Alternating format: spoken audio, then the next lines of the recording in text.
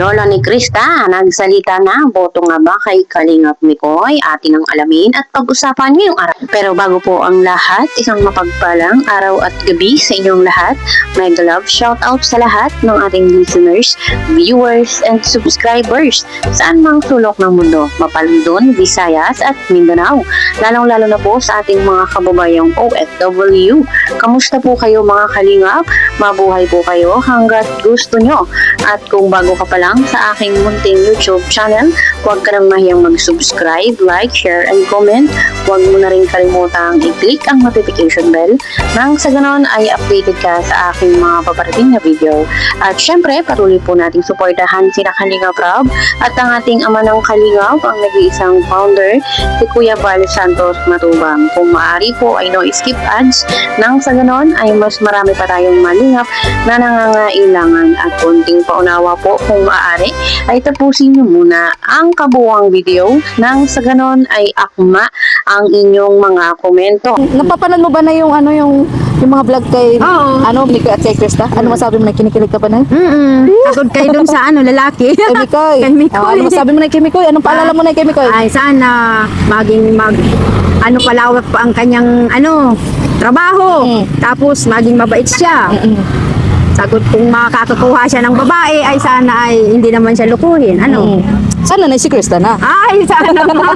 Ikaw, Nay, kung tatanungin ka ba, Nay, okay lang ba sa'yo, Nay, na si Mikoy ang katandem ni Krista kasi medyo, di ba nga, maraming basher? Oo. O ano masasabi mo, Nay? Okay lang ba sa'yo? Okay lang sa akin. Wala mang problema. At mabait naman yung bata. Yes. Kaya sabi ko, okay na okay sa kanya.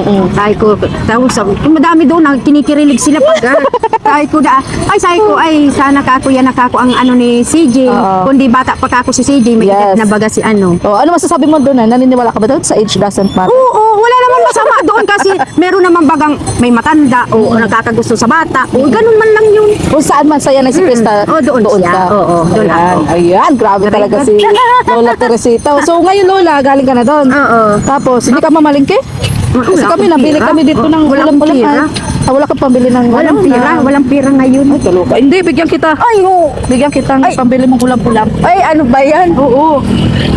Ayan, Lola. Ay, thank you po. Thank you po. At binigyan ako ng 500. Salamat po. Welcome, Lola Teresita. Basta Lola Teresita, lagi ka mag-iingat. Oo. Kanina nga, masakit yung tiyan ko. Sabi ko, hindi pwede ako maglampas dyan sa Ay, Bakit di ka pa nakain?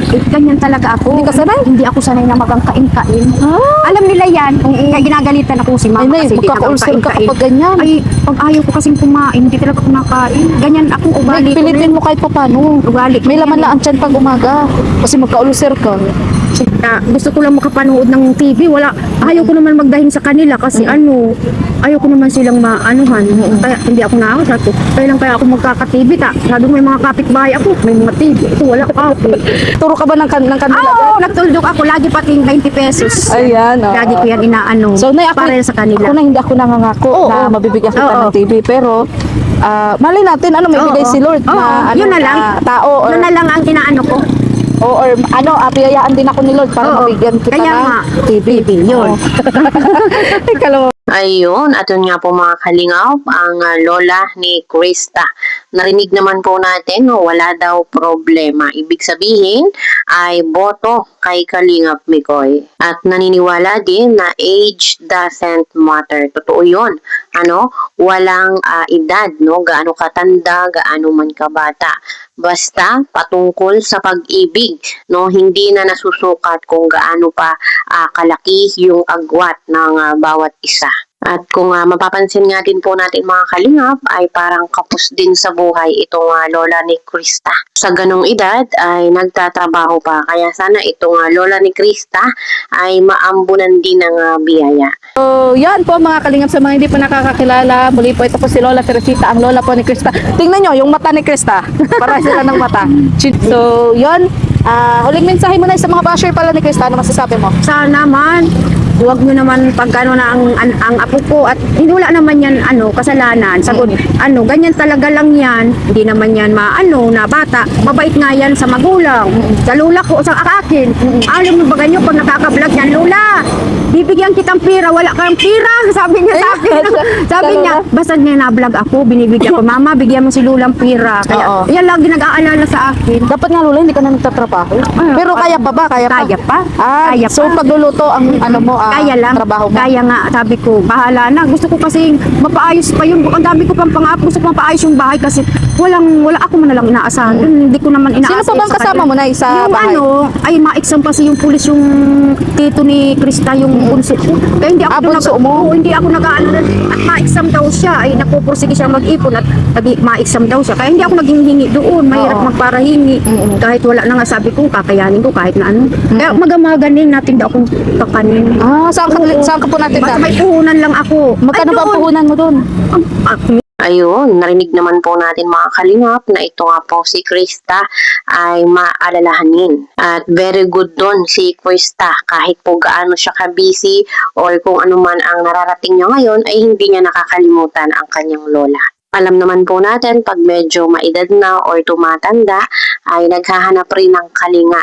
Kalinga ng mga anak, kalinga ng mga apo. Kaya naman talagang pinagpapala itong si Krista. Narinig naman po natin sa kanyang lola na talagang pag ito ay naiba-vlog, no, ay inaabutan niya yung kanyang lola. Sana ingatan mo si Krista, sana. Huwag kayong magpapaano sa basher. Hayaan mo na lang yan. Yan. Total, naman lang, salita lang yan. Yan, oo. Sa cellphone lang yan. Hindi naman yung sa puso nila. Oo. Mabago din yan pag-iisip nila. Oo.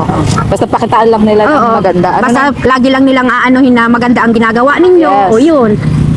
So, yun po mga kalingap. Bye-bye Lola Teresita. Bye po. Thank you so much at nakita tayo ulit. Oo.